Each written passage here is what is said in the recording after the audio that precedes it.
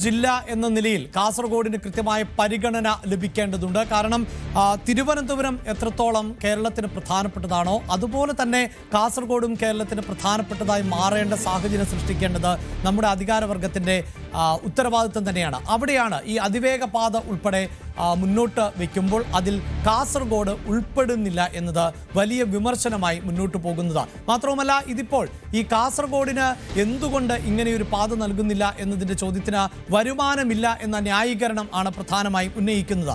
അതുമാത്രവുമല്ല, ജനശതാബ്ദി ഉൾപ്പെടെയുള്ള മറ്റ് സർവീസുകളും ഈ കാസർഗോട്ടേക്ക് സർവീസ് നടത്തുന്നില്ല എന്നതാണ് അങ്ങേയറ്റം വിമർശിക്കപ്പെടേണ്ട ഒരു സാഹചര്യം. ഇവിടെ ഈ കാരണങ്ങൾ, അതായത് വരുമാനമില്ല എന്ന കാരണങ്ങൾ ചൂണ്ടിക്കാണിക്കുമ്പോൾ നമ്മൾ മറ്റൊരു ഡേറ്റ കൂടി പ്രേക്ഷകരുമായി പങ്കുവയ്ക്കുന്നത് ഇതിൻ്റെ ഒരു കണക്കുകൾ ആണ്. അതായത് കേരളത്തിലെ റെയിൽവേ സ്റ്റേഷനുകളുടെ കഴിഞ്ഞ ഒരു സാമ്പത്തിക വർഷത്തെ അല്ലെങ്കിൽ വർഷത്തെ കണക്കുകൾ പരിശോധിക്കുമ്പോൾ അതിൽ കാഞ്ഞങ്ങാട് പരിശോധിച്ചാൽ തന്നെ നമുക്കറിയാം ഏതാണ്ട് 19 കോടി രൂപയോളം വരുമാനം കഴിഞ്ഞ ഒരു വർഷം 2024-25 ആ റെയിൽവേ സ്റ്റേഷനിൽ നിന്ന് ലഭിച്ചിട്ടുണ്ട് എന്ന് നമുക്ക് മനസ്സിലാക്കാൻ പറ്റും. കാസർഗോഡ് ലഭിച്ചിട്ടുള്ളത് 40 കോടിയോളം വരുന്ന വരുമാനമാണ്. തീർച്ചയായും കേരളത്തിലെ ജനത്തിരക്കുള്ള മറ്റ് റെയിൽവേ സ്റ്റേഷനുകളുമായി താരതമ്യം ചെയ്യുമ്പോൾ അത് ഒരു പരിധിവരെ കുറവാണ് എന്നത് വസ്തുത തന്നെയാണ്. കാരണം 100 കോടിക്കും 150 കോടിക്കും ഒക്കെ പ്രതിവർഷ വരുമാനമുള്ള റെയിൽവേ സ്റ്റേഷനുകൾ കേരളത്തിലുണ്ട് എന്നത് വസ്തുത തന്നെയാണ്.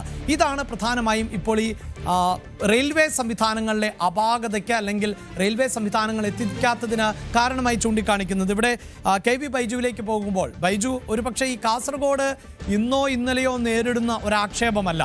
ഇപ്പോൾ മലയാള സിനിമയിലെ ഒരു പ്രശസ്തമായ സിനിമയിലെ ഒരു ഡയലോഗ് തന്നെയുണ്ട്. അതൊരു നീതിക്ക് നിരക്കുന്നതല്ല എന്നതുകൊണ്ട് ഞാൻ ആ ഡയലോഗ് എന്ത് എന്ന് പറയുന്നില്ല. പക്ഷെ അതിൽ പോലും പറയുന്നത് ഈ സർക്കാർ ഉദ്യോഗസ്ഥർ അവരുടെ ഭാഗത്ത് നിന്ന് പിഴവുണ്ടായാൽ അല്ലെങ്കിൽ പോലീസുകാരുടെ ഭാഗത്ത് നിന്ന് പിഴവുണ്ടായാൽ നിന്നെ കാസർഗോട്ടേക്ക് ട്രാൻസ്ഫർ ചെയ്യുമെന്നാണ്. അതായത് അടിസ്ഥാന സൗകര്യങ്ങളൊന്നും ഇല്ലാത്ത അവിടെ പോയി നരകിക്കൂ എന്നതാണല്ലോ അതുകൊണ്ട് അർത്ഥം വയ്ക്കുന്നത്.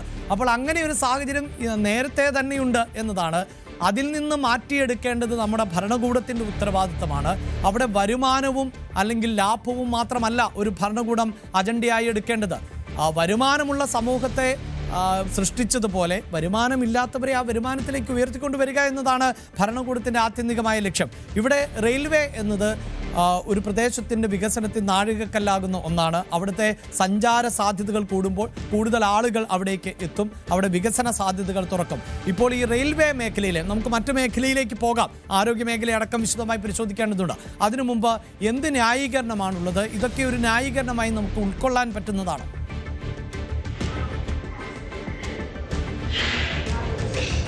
അഭിലാഷ്, തീർച്ചയായും അഭിലാഷ് സൂചിപ്പിച്ചതുപോലെ തന്നെ വലിയ അവഗണനയാണ് കാസർഗോഡ് ജില്ല നേരിടുന്നത്. അത് പല മേഖലകളിലും ഉണ്ട് എന്നതാണ് യാഥാർത്ഥ്യം. ഇതിൽ റെയിൽവേയുടെയാണ് ഏറ്റവും ഒടുവിലത്തെ ഒരു ഉദാഹരണം. ഒരു പക്ഷേ ഇന്ത്യയിൽ തന്നെ ഒരു സംസ്ഥാനത്തെ ബന്ധിപ്പിക്കുന്ന ഇത്തരത്തിൽ തീവണ്ടികൾ പ്രഖ്യാപിക്കുമ്പോൾ ഒരു ജില്ല, അത് ഏറ്റവും അറ്റത്തുള്ള ഒരു ജില്ലയെ ഒഴിവാക്കുന്നത് അപൂർവമായിരിക്കും. ഒരു പക്ഷേ നമുക്ക് കാണാൻ തന്നെ സാധിക്കില്ല എന്ന് പറയേണ്ടി വരും.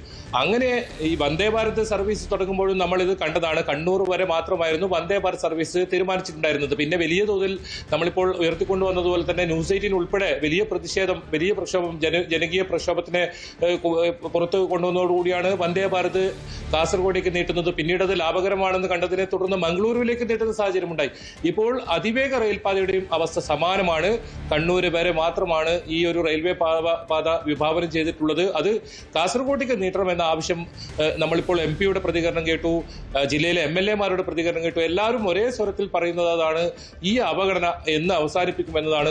കണക്കുകൾ നോക്കിയാൽ കണ്ണൂർ ജില്ലയിലെ റെയിൽവേ സ്റ്റേഷനുകളുടെ ചില റെയിൽവേ സ്റ്റേഷനുകൾ എടുത്താൽ തന്നെ അതിലെല്ലാം കൂടുതലാണ് കാസർഗോട്ടെയും അതുപോലെ തന്നെ കാഞ്ഞങ്ങാടേക്കും കണക്കുകൾ പുറത്തു വരുന്നത്. അതുകൊണ്ട് തന്നെ വരുമാനം കുറവാണ് എന്ന ന്യായീകരണം ഒട്ടും ശരിയല്ല എന്ന് തന്നെയാണ് ജനപ്രതിനിധികൾ ഉയർത്തിക്കാട്ടുന്നത്. അത് മാത്രമല്ല, ഒരു വരുമാന മാർഗം മാത്രമല്ല ഈ റെയിൽവേ എന്ന് ഓർക്കണം.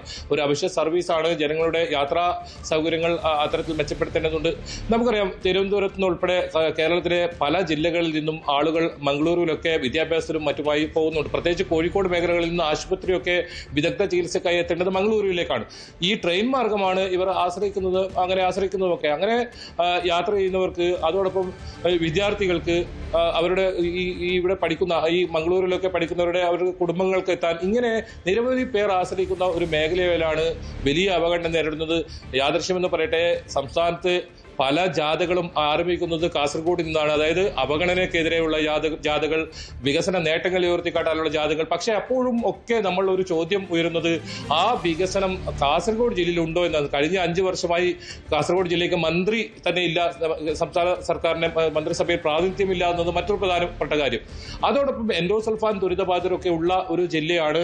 വലിയ തോതിൽ ഈ ദുരിതബാധിതരൊക്കെ ഉള്ള ആരോഗ്യ മേഖലയിലൊക്കെ വലിയ പ്രശ്നം നേരിടുന്ന ഒരു ജില്ലയോടാണ് ഈ അവഗണന എന്ന് ഓർക്കണം.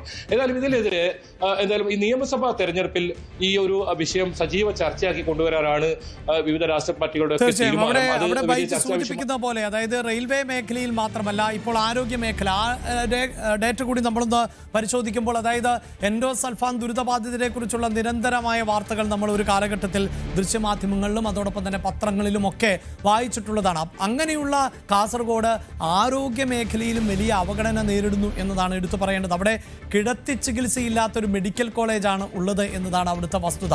എൻഡോസൾഫാൻ ദുരിതബാധിതർ ഉള്ള ആ ജില്ലയിൽ അവർക്ക് കൃത്യമായ അവരുടെ പുനരധിവാസം ഉൾപ്പെടെ ചർച്ച ചെയ്യപ്പെടുന്ന ഒരു സാഹചര്യത്തിൽ അവിടെയാണ് കൂടുതൽ പരിഗണന വേണ്ടത് എന്നതാണ്. ഇപ്പോൾ നമുക്കറിയാമല്ലോ, ഇപ്പോൾ കേരള സംസ്ഥാന സർക്കാർ തന്നെ വീടുകൾ ഇല്ലാത്ത അല്ലെങ്കിൽ അതിദാരിദ്ര്യം ഇല്ലാത്ത സംസ്ഥാനം എന്ന പ്രഖ്യാപനമൊക്കെ നമ്മുടെ നാട്ടിൽ നടത്തുമ്പോൾ അതിനെയൊക്കെ ഒരു നേട്ടമായി ഉയർത്തി കാണിക്കുകയാണ്. എവിടെയാണ് KV ബൈജു പറഞ്ഞ ഈ ജാഥകളുടെ തുടക്കം എന്നത് വലിയ തോതിൽ ചർച്ച ചെയ്യപ്പെടുന്നത്. അത് വികസന ജാഥകളാകട്ടെ തുടങ്ങുന്നത് കാസർഗോഡ് നിന്നാണ്, രാഷ്ട്രീയ ജാഥകളാകട്ടെ അത് തുടങ്ങുന്നത് കാസർഗോഡ് നിന്നാണ്. അവിടെ ബൈജു ഇതാ 2 യാത്രകൾ ആരംഭിക്കാൻ പോവുകയാണ്. ഒന്ന് CPIM-ൻ്റേത്.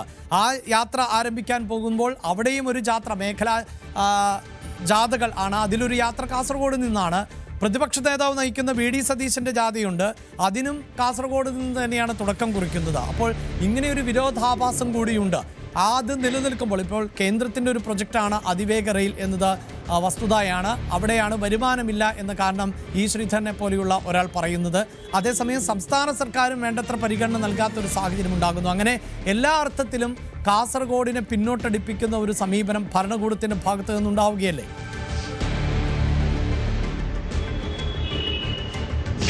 തീർച്ചയായും അഭിലാഷ, ഈ നവകേരള സദസ്സ് വലിയ തോതിൽ ചർച്ചയായ ഒരു വിഷയമാണ്. അതിൽ ഏറ്റവും കൂടുതൽ പരാതികൾ വന്ന ജില്ലകളിൽ ഒന്നാണ് കാസർഗോഡ് എന്ന് ഓർക്കണം. അഭിലാഷ് സൂചിപ്പിച്ചതുപോലെ തന്നെ ഫെബ്രുവരി 1-നാണ് വളരെ പ്രധാനപ്പെട്ട സംസ്ഥാന സർക്കാരിന്റെ, അതായത് MV ഗോവിന്ദൻ നയിക്കുന്ന മുഖ്യമന്ത്രി പിണറായി വിജയൻ ഉദ്ഘാടനം ചെയ്യുന്ന ജാഥ കാസർഗോഡ് നിന്ന് ആരംഭിക്കുന്നത്. അതിന് തൊട്ടു പിന്നാലെ തന്നെ VD സതീശന്റെ, പ്രതിപക്ഷ നേതാവ് VD സതീശന്റെ UDF ജാഥയും ഫെബ്രുവരി 6-ന് ആരംഭിക്കുന്നു. അങ്ങനെ ഓരോ തെരഞ്ഞെടുപ്പ് വരുമ്പോഴും ഓരോ പ്രശ്നങ്ങൾ വരുമ്പോഴും ഈ വികസന നേട്ടങ്ങൾ ഉയർത്തിക്കാട്ടാൻ ഒക്കെ ഉപയോഗിക്കുന്ന ഒരു ജില്ലയാണ് കാസർഗോഡ്. അവിടെ ഈ മെഡിക്കൽ കോളേജിലെ കാര്യം പറഞ്ഞാൽ വളരെ കഷ്ടമെന്ന് പറയേണ്ടി വരും. 13 വർഷമായി ഒരു മെഡിക്കൽ കോളേജ് അതിന്റെ നിർമ്മാണ പ്രവർത്തനങ്ങൾ ആരംഭിച്ചിട്ട് ഇതുവരെ പൂർത്തിയാക്കാൻ കഴിഞ്ഞിട്ടില്ല എന്നതാണ്. അഭിലാഷ് പറഞ്ഞതുപോലെ തന്നെ കിടത്തി ചികിത്സയില്ലാത്ത ഒരു മെഡിക്കൽ കോളേജ്, അതാണ് കാസർഗോഡുകാരുടെ ഒരു ദുരവസ്ഥ. ആകെയുള്ള ഒരു മെഡിക്കൽ കോളേജാണ്. യഥാർത്ഥത്തിൽ മെഡിക്കൽ കോളേജ്, അങ്ങനെ ഒരു മെഡിക്കൽ കോളേജ് ഇല്ല എന്ന് തന്നെ പറയേണ്ടി വരും. കെട്ടിടത്തിന്റെ നിർമ്മാണം പൂർത്തിയായിട്ടില്ല. 13 വർഷമായി. ഇപ്പോഴും മംഗളൂരുവിന്, അതായത് കർണാടകയെ ആശുപത്രിയിൽ ആശ്രയിക്കേണ്ട സാഹചര്യമാണ് കാസർഗോഡുകാർക്കുള്ളത്.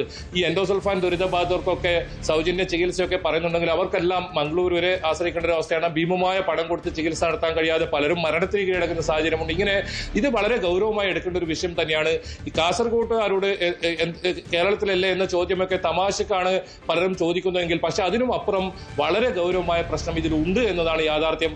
ഈ കോവിഡ് കാലത്ത് AK അഷ്റഫ് MLA സൂചിപ്പിച്ചതുപോലെ തന്നെ 20ഓളം പേർ ചികിത്സ കിട്ടാതെ മരിക്കുന്ന സാഹചര്യം, അതിർത്തി അടച്ചപ്പോൾ ചികിത്സ കിട്ടാത്ത സാഹചര്യം വന്നു, ജില്ലയിൽ മികച്ച ചികിത്സ ഉള്ള ആശുപത്രികൾ ഇല്ലാത്ത സാഹചര്യം വന്നു. അങ്ങനെ വലിയ തോതിൽ വളരെ ഗൗരവമായി അധികൃതർ അടിയന്തര ശ്രദ്ധ പതിപ്പിക്കേണ്ടത്. അതിന് പുതിയൊരു മന്ത്രിസഭ ഇനി വരാൻ പോകുന്നു. അത്തരം മന്ത്രിസഭകൾ വരുമ്പോൾ എങ്കിലും ഇതിനെല്ലാം പ്രശ്നം പരിഹരിക്കണം. അതിനപ്പുറം ഇപ്പോൾ ഏറ്റവും പുതുതായി ഉന്നയിക്കപ്പെട്ടിരിക്കുന്ന ഈ അതിവേഗ റെയിൽപാത തന്നെ അത് കാസർഗോഡ് നീട്ടണമെന്ന ആവശ്യം, ഒരു പക്ഷേ ഇത് നിരന്തരം ഈ പ്രക്ഷോഭത്തിന് ഒടുവിലായിരിക്കും പല കാര്യങ്ങളും ജില്ലയ്ക്ക് നേടാൻ കഴിഞ്ഞത് തന്നെ. ഈ മെഡിക്കൽ കോളേജിലേക്ക് വന്നാൽ തന്നെ മെഡിക്കൽ കോളേജ് നിരന്തരം പ്രക്ഷോഭങ്ങളായിരുന്നു. ഒരു കാലത്ത് പതിവായി നമ്മൾ റിപ്പോർട്ട് ചെയ്യുന്നതായിരുന്നു എൻഡോസൾഫാൻ വിഷയം, മെഡിക്കൽ കോളേജ് വിഷയമൊക്കെ. ഏതായാലും കേന്ദ്ര സർവകലാശാല ഒരു പെരിയയിൽ ആരംഭിച്ചു എന്നതിനപ്പുറം വിദ്യാഭ്യാസ മേഖലയിലേക്ക് തിരിഞ്ഞു നോക്കിയാലും ഒന്നുമില്ല കാസർഗോഡ് എന്ന് പറയേണ്ടി വരും. ഉന്നത വിദ്യാഭ്യാസത്തിന് ഒരു കേന്ദ്രം പോലും കാസർഗോഡ് ജില്ലയിൽ ഇല്ല എന്ന് തന്നെ പറയേണ്ടി വരും. ഈ കേന്ദ്ര സർവകലാശാല ആകട്ടെ കാസർഗോഡുകാർ എത്ര പേർ അവിടെ പഠനം നടത്തുന്നുണ്ടെന്ന് കണക്കിലെടുത്താൽ നമുക്ക് മനസ്സിലാക്കാൻ സാധിക്കും. അത് ഒരു പക്ഷേ കേരളത്തിന് പുറത്തു നിന്നുള്ള, ഉത്തരേന്ത്യയിൽ നിന്നുള്ള വിദ്യാർത്ഥികളൊക്കെയാണ് കൂടുതലായും കേന്ദ്ര സർവകലാശാലയിലേക്ക് എത്തുമെന്ന് പറയേണ്ടി വരും. അങ്ങനെ സർവ്വ മേഖലകളിലും ഈ കാലങ്ങളായി ജില്ലയോട് അവഗണന തുടരുന്നു. ഇതിന് ഒരു പരിഹാരം കണ്ടെത്തേണ്ടത് അത്യാവശ്യമാണ്. അങ്ങനെയാണ് തന്നെയാണ് ജനപ്രതിനിധികളൊക്കെ ഉന്നയിക്കുന്നതും. ഏതായാലും MP ഉൾപ്പെടെ ഈ വിഷയത്തിൽ ശക്തമായി പ്രതികരിച്ചിട്ടുണ്ട് എന്നത് ആശ്വാസമാണ്. പക്ഷെ അപ്പോഴും ഏത് രീതിയിലാണ് ഇതിന് പരിഹാരം ഉണ്ടാവുന്നതെന്നൊരു ചോദ്യം ചിഹ്നം തന്നെയാണ്. ഇനി ഫെബ്രുവരി 1-നാണ് കേന്ദ്ര റെയിൽവേ ബജറ്റ് ഉള്ളത്. ആ കേന്ദ്ര റെയിൽവേ ബജറ്റിൽ കാണിയൂർ പാതയൊക്കെ നേരത്തെ വർഷങ്ങളായി പ്രഖ്യാപിച്ചതാണ്. പക്ഷെ അതൊന്നും ഇതുവരെ ബജറ്റിൽ ഫണ്ട് പാസ്സാക്കാറില്ല. ഇത്തവണ അങ്ങനെ കാസർഗോഡ് ജില്ലയ്ക്ക് മാത്രമായി അത്തരം പദ്ധതികൾ ഉണ്ടാകുമോ? ഈ റെയിൽവേ പാതയുടെ കാര്യത്തിൽ ശ്രീധരൻ ഒരു വാർത്താ സമ്മേളനം നടത്തി ഇതിന്റെ വിശദീകരണം നടത്തിയതല്ല. അതിലൊരു വ്യക്തത ഇതുവരെ വന്നിട്ടില്ല. അതിൽ ബജറ്റ് നീക്കിവെക്കുമ്പോൾ ഈ പാത എവിടെയായിരിക്കും ആരംഭിക്കുക, അങ്ങനെ വ്യക്തത ഉണ്ടാകുമോ? ഇതെല്ലാം കണ്ടറിയേണ്ടതുണ്ട്. ഏതായാലും കാസർഗോഡ് ജില്ലയോടുള്ള വലിയ അവഗണന അത് കാലങ്ങളായി തുടരുന്നു. നേരത്തെ സൂചിപ്പിച്ചതുപോലെ തന്നെ റെയിൽവേ മേഖലയിലാകട്ടെ, വിദ്യാഭ്യാസ മേഖലയിലാകട്ടെ, ആരോഗ്യ മേഖലയിലാകട്ടെ, ഇതെല്ലാം ഈ ജില്ലയോട് ഇത്തരത്തിലുള്ള നയം തന്നെയാണ് കഴിഞ്ഞ കുറേ വർഷങ്ങളായുള്ളത്. നിരന്തരം പോരാട്ടം അത് രാഷ്ട്രീയ പാർട്ടികളായാലും വിവിധ സംഘടനകളായാലും ഇപ്പോഴും ഉണ്ട്. ഏതായാലും ഇപ്പോൾ ഇൻഫ്ലുവൻസേഴ്സ് അസോസിയേഷന്റെ ഒരു വലിയ പ്രക്ഷോഭം ഇപ്പോൾ നടക്കുകയാണ്. അവർ മെഡിക്കൽ കോളേജിന്റെ ഈ അവഗണനക്കെതിരെയാണ്, ഈ അനാസ്ഥക്കെതിരെയാണ് അവരുടെ സമരം നടക്കുന്നത്. അങ്ങനെ പല മേഖലകളിൽ നിന്നുള്ള, കേരളത്തിൽ നിന്നുള്ള പല ആളുകളും ആ സമരത്തിൽ പങ്കെടുക്കുന്നുണ്ട്. മറ്റ് ജില്ലകളിൽ നിന്നുള്ളവരും ഈ കാസർഗോഡിനെ നെഞ്ചോട് ചേർക്കണം, കാസർഗോഡ് ജനതയോടൊപ്പം നിൽക്കണം എന്നൊരു ആവശ്യം തന്നെയാണ് ഉയരുന്നത്.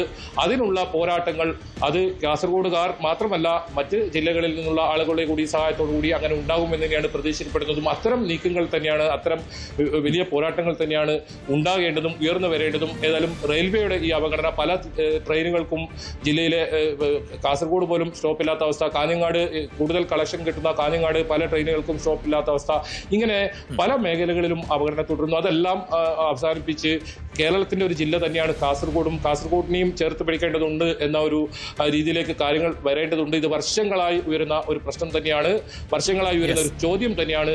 കേരളത്തിന്റെ ഭൂപടത്തിൽ ഈ ജില്ല, കാസർഗോഡ് ജില്ല ഇല്ലേ എന്ന ചോദ്യം. ഏതായാലും അതിനൊരു പരിഹാരം ഇനി വരുന്ന മന്ത്രിസഭയ്ക്കെങ്കിലും അതിന് മുൻകൈയെടുക്കും. കാസർഗോഡ് ജില്ലയിൽ നിന്ന് ഒരു മന്ത്രി അടുത്ത നിയമസഭയിൽ ഉണ്ടാകും എന്നും ഒരു പ്രതീക്ഷ തന്നെയാണ് കാസർഗോഡ് ജനതയ്ക്കുള്ളത്. അഭിലാഷ്, തീർച്ചയായും 1984 രൂപീകൃതമായ ഒരു ജില്ലയാണ്, നിരവധി സാധ്യതകൾ ഉള്ള ജില്ലയാണ്. അവിടെയാണ് യാത്രാ സൗകര്യങ്ങൾ പോലും കൃത്യമായി നൽകാൻ നമ്മുടെ ഭരണകൂടങ്ങൾ തയ്യാറാകുന്നില്ല എന്ന വിമർശനം ഉയരുന്നത്.